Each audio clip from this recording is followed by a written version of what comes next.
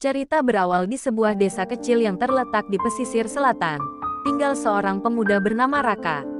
Ia baru berusia 19 tahun. Namun sudah dikenal oleh penduduk desa sebagai pemuda yang bijaksana dan penuh rasa ingin tahu. Ayahnya adalah seorang nelayan yang sering melaut. Sedangkan ibunya adalah seorang wanita yang penyayang dan selalu mengajarkan kebaikan kepada Raka. Walaupun hidup mereka sederhana, Raka merasa bahagia. Terutama karena kedamaian yang ia rasakan setiap kali berada di dekat pantai. Setiap sore, setelah membantu ibunya di rumah, Raka sering menghabiskan waktunya dengan berjalan-jalan di sepanjang pantai. Ia menyukai ketenangan yang ditawarkan oleh suara ombak yang memecah batu-batu karang, serta hembusan angin laut yang membawa aroma asin yang segar. Raka merasa bahwa di pantai, ia bisa menemukan kedamaian dari segala kerumitan kehidupan sehari-hari. Suatu malam, ketika bulan purnama bersinar terang di langit dan laut berkilauan memantulkan cahaya keperakan, Raka merasa ada yang berbeda. Ia berjalan menuju pantai lebih awal dari biasanya, tergugah oleh suatu perasaan yang tak bisa dijelaskan. Malam itu, udara terasa begitu sejuk, dan suara ombak terdengar lebih tenang.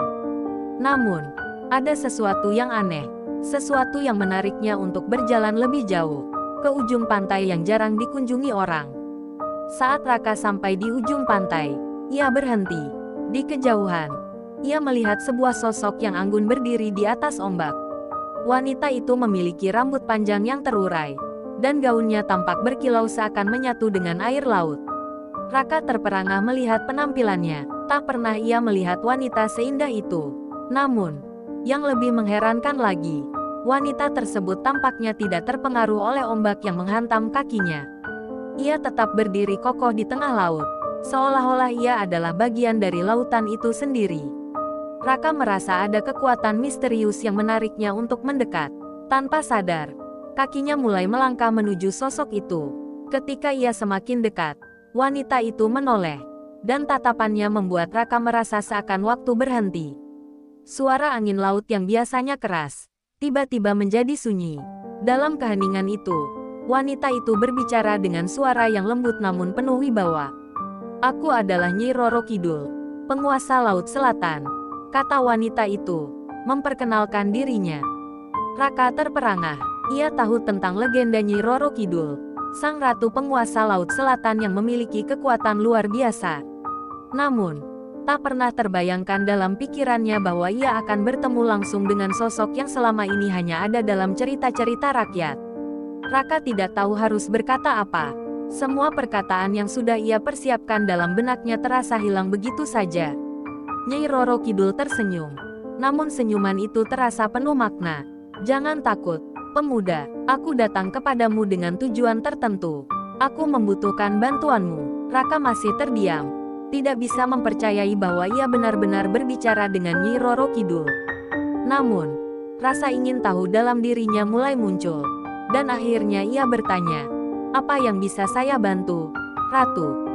Nyi Roro Kidul menatapnya dengan tatapan yang dalam, seolah-olah mengukur hati dan niat Raka.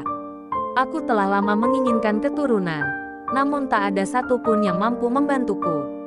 Aku ingin memiliki seorang anak yang bisa melanjutkan tugas dan kekuasaanku di Laut Selatan. Namun, ada larangan yang mengikatku, dan aku tidak bisa melakukannya sendirian." Raka merasa heran mendengar kata-kata itu. Nyai Roro Kidul, sang penguasa lautan, ternyata memiliki keinginan seperti itu. "Apa yang harus saya lakukan untuk membantu Anda, Ratu?"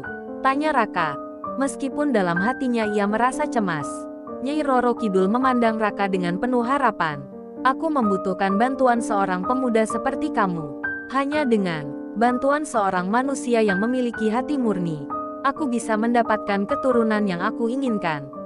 Tapi, jalan untuk mencapainya penuh dengan tantangan dan bahaya." Raka merasa bingung dan terombang-ambing antara ketakutan dan rasa penasaran yang besar. Ia tahu bahwa ini bukan hal yang biasa. Namun ada sesuatu dalam diri Nyi Roro Kidul yang membuatnya merasa terhormat bisa diminta bantuan. Tanpa banyak berpikir panjang, Raka akhirnya menjawab, "Saya akan membantu Anda, Ratu. Apa yang harus saya lakukan?" Nyai Roro Kidul tersenyum. Kali ini senyumnya lebih tulus. Kamu harus menyelami kedalaman laut dan menemukan artefak yang tersembunyi di sana. Artefak itu dapat menghubungkan dunia manusia dengan dunia gaib. Hanya dengan artefak itu, aku bisa melaksanakan kehendak alam dan memiliki keturunan. Namun, perjalanan itu penuh dengan bahaya. Kamu akan diuji dengan berbagai rintangan yang akan mengguncang jiwa dan tubuhmu. Raka mengangguk, meskipun hatinya berdebar. Ia tahu bahwa ini bukan perjalanan yang mudah, tetapi ia merasa ada sesuatu yang memanggilnya untuk melakukannya. Ia harus membantu Nyi Roro Kidul. Setelah mempersiapkan diri dengan perlengkapan seadanya, Raka berlayar ke tengah laut dengan sebuah perahu kecil. Laut malam itu terlihat tenang. Tetapi Raka tahu bahwa ia akan menghadapi banyak hal yang tak terduga. Semakin jauh ia melangkah, semakin gelap dan mencekam suasana di sekitar laut. Namun, Raka terus berlayar, menuruti petunjuk yang diberikan oleh Nyi Roro Kidul. Beberapa hari berlalu, dan perahu kecil Raka akhirnya sampai di tempat yang ia cari. Di bawah permukaan laut yang jernih, ia melihat sebuah gua bawah laut yang terpenuhi cahaya biru. Di dalam gua itu, ada sebuah liontin berkilauan yang tergeletak di atas batu karang. Liontin itu memiliki bentuk yang unik, menyerupai paus yang melingkar, dengan mata yang tampak hidup. Raka merasa kagum dan terpesona oleh keindahan artefak itu. Namun, sebelum ia bisa meraihnya, sebuah makhluk besar tiba-tiba muncul dari kedalaman laut. Itu adalah ular raksasa dengan sisik yang bersinar seperti logam. Matanya menyala merah, dan tubuhnya panjang mengular di sepanjang gua. Raka tahu bahwa makhluk itu adalah penjaga artefak. Dengan keberanian yang dimilikinya, Raka mencoba menghindari serangan ular tersebut. Ia berjuang keras untuk menjaga jarak dan tidak menyerah. Dengan kecerdikan dan ketangguhan, ia berhasil mengalihkan perhatian ular itu dan mengambil liontin yang berkilau. Begitu ia memegang liontin itu, ular tersebut menghilang, dan gua itu kembali sunyi. Raka dengan cepat kembali ke perahunya, membawa artefak yang telah berhasil ia ambil. Meski tubuhnya lelah, ia merasa lega karena tugasnya hampir selesai. Ia berlayar kembali ke pantai tempat Nyi Roro Kidul menunggunya. Sesampainya di pantai, Nyi Roro Kidul menyambutnya dengan senyum yang sangat lebar. Ia menerima liontin itu dengan tangan gemetar. "Terima kasih, Raka. Kamu telah berhasil membantuku mewujudkan impian yang telah lama aku pendam. Dengan liontin ini, aku akan memiliki keturunan yang akan melanjutkan kekuasaanku di Laut Selatan." Sebagai tanda terima kasih, Nyi Roro Kidul memberi berkah kepada Raka. "Kamu akan selalu dilindungi oleh kekuatan laut. Semua perjalanan hidupmu akan dipenuhi dengan kebijaksanaan dan kedamaian. Jangan pernah lupakan hatimu yang murni, karena itu adalah kekuatan terbesar yang kamu miliki." Raka merasa begitu dihargai. Ia kembali ke desanya dengan hati yang penuh rasa syukur.